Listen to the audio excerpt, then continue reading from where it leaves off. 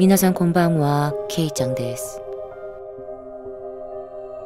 여러분 안녕하세요. 저는 케이짱입니다. 잠이 오지 않는 그대에게 전해드리는 이야기. 검은 밤.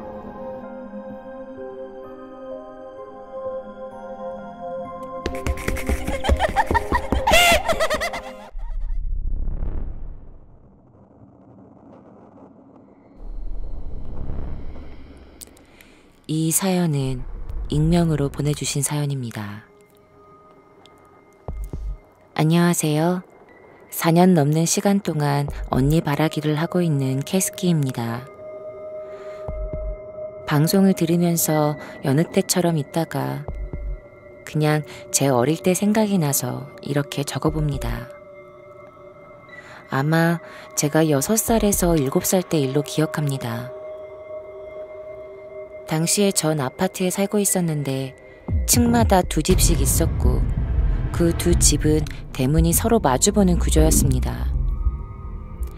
그때 저는 집에서 인형이나 장난감 등을 가지고 놀고 있었고 아빠는 출근을 하시고 엄마는 저와 함께 집에 계셨습니다. 저는 제 방에서 놀고 있었는데 엄마가 땡땡아, 엄마 슈퍼 갔다 올게, 집에 있어? 라고 하셨고 방에서 놀고 있던 저는 알았어 라고 대답하고는 계속 혼자 놀고 있었어요. 그렇게 엄마는 외출을 하셨죠. 슈퍼는 집에서 얼마 되지 않았기에 혼자서 별 생각 없이 놀고 있는데 그때 누군가 대문 벨을 눌렀습니다.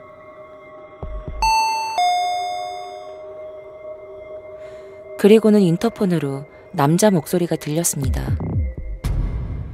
계십니까? 그때 저희 집 인터폰은 화면으로 밖을 볼 수 있는 구조였어요. 저는 호기심에 누구일까 궁금해서 인터폰 버튼을 누르고 누구세요? 라고 물었습니다. 그랬더니 그 남자가 혹시 누구 계시니? 누구신데요? 택배가 왔는데 이게 너무 무거워서 아저씨가 집에다가 넣어드리려고 하는데 누구 안 계시니? 그때 당시 어렸던 저는 택배 아저씨인가 보다 하고 갖고 놀던 인형을 꼭 아는 채로 아무 의심 없이 문을 열어주었습니다.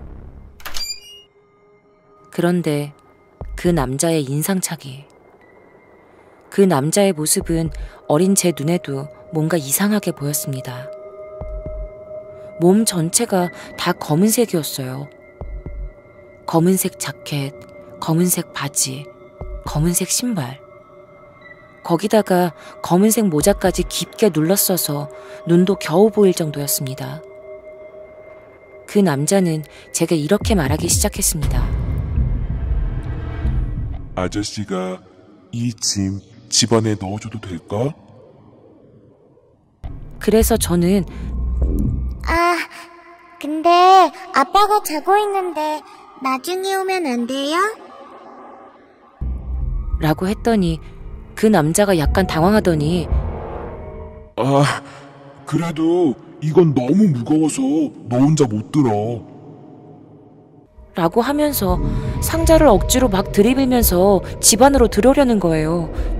그래서 제가 아저씨, 아빠 자고 있으니까 나 아빠 부를래요. 라고 했더니 그 남자가 다시 막 당황해하면서 상자를 다시 현관문 뒤로 빼고는 전화하는 행동을 하기 시작하더라고요. 저는 갑자기 너무 무서워져서 급하게 문을 당겨 문고리를 걸어 잠궜습니다.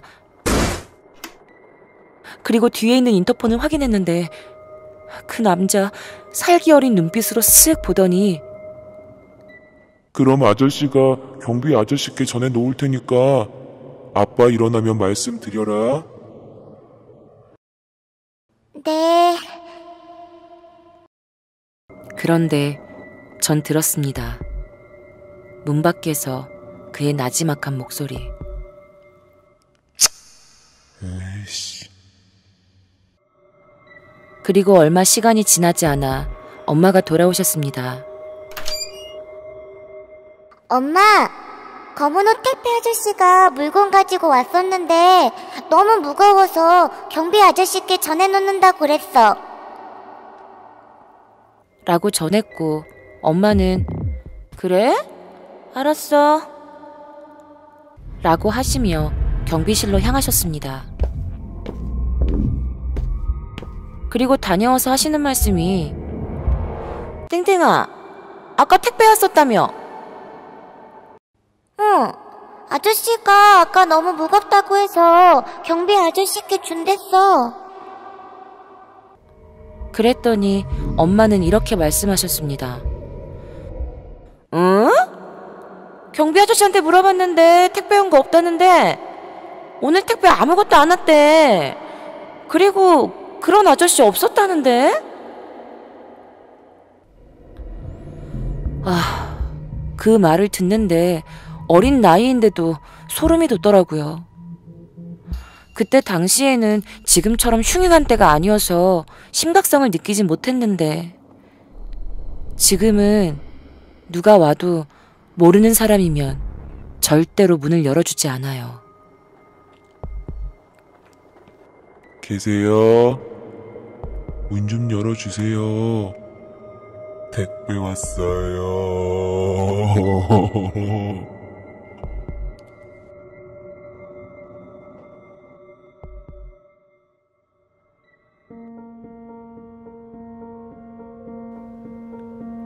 이 사연은 당모야님께서 보내주신 사연입니다. K장님 안녕하세요. 저는 경기도 김포시에 사는 아기 엄마입니다. 저에게는 아주 친하게 지내는 동생이 있어요.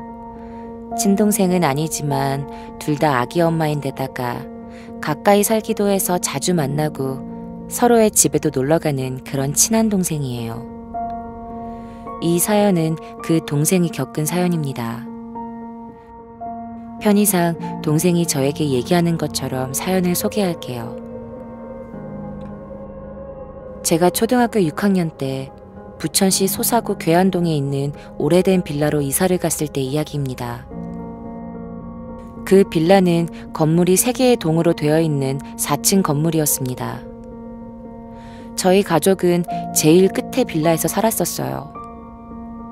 내부도 맨 끝이 저희 집이었기 때문에 집 옆은 막혀 있었고 3개의 동이 일자로 있는 빌라 뒤편은 빨래를 널 수 있는 공간이 있었습니다.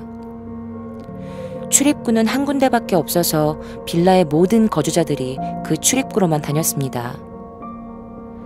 집 구조는 거실과 주방이 붙어 있고 안방 하나, 작은 방 2개, 이렇게 방은 3개였는데 그중 방 하나에는 창문이 없어서 불을 안 켜면 정말 어두웠어요. 저희 가족은 창문이 없는 그 어두운 방을 컴퓨터 방으로 쓰고 다른 나머지 작은 방을 언니와 제 방으로 함께 썼어요. 어느 추운 겨울날 학교에서 일찍 끝난 저는 혼자 집에 도착해 거실에서 TV를 보고 있었는데 언니랑 같이 쓰는 방의 방문이 갑자기 쾅! 하고 닫히는 겁니다. 저는 바람이겠지? 하고 생각하고 계속 TV를 보고 있었는데 가만히 생각해보니 바람이 들어올 것이 없는 거예요. 추운 겨울이어서 창문은 모두 닫혀 있었거든요. 그땐 무슨 용기가 났는지 방으로 가서 문을 확! 하고 열었는데 당연히 아무도 없었어요. 그렇게 확인하고 방에서 나오려던 찰나 갑자기 방 안쪽에 있던 창문이 와장창 소리를 내며 깨졌어요. 조금만 가까이 있었더라면 그 유리 조각들이 제 온몸에 박혔을 거예요. 무섭긴 했지만 그날은 크게 대수롭게 생각하진 않았던 것 같아요. 그런데 또 다른 어느 날, 그날도 역시 저 혼자 집에 있었을 때였습니다. 저희 집 안방에는 시계가 달린 전신 거울이 있었습니다. 그날 안방에 볼 일이 있어 들어갔다가 나오려던 순간 갑자기 그 거울이 쫘자작 금을 내며 깨져버렸습니다. 그리고 컴퓨터방에 있던 컴퓨터들, 아니 컴퓨터라는 게 원래 멀티탭의 전원을 켜고 본체를 켜야 사용이 가능하잖아요. 근데 그게 갑자기 컴퓨터 2대가 혼자 켜지는 거예요.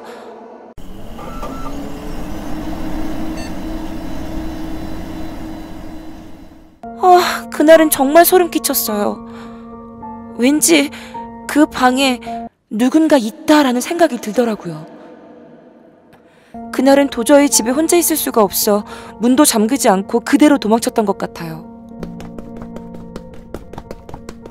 너무 무서워서 언니가 학교 끝날 때까지 기다렸다가 같이 집에 돌아왔습니다. 그리고 어느 날은 학교 끝나고 집으로 가려는데 저희 집 바깥 옆 공간에서 누군가 얼굴만 빼꼼히 빼고 퀭한 눈으로 저를 쳐다보고 있더라고요. 하필 그때 살던 빌라는 낮에도 해가 들지 않아 어두워서 남자인지 여자인지는 알 수 없었어요. 무서워서 다가가진 못하고 빌라 입구에서 쳐다만 보고 있었는데 그렇게 한 5분 정도?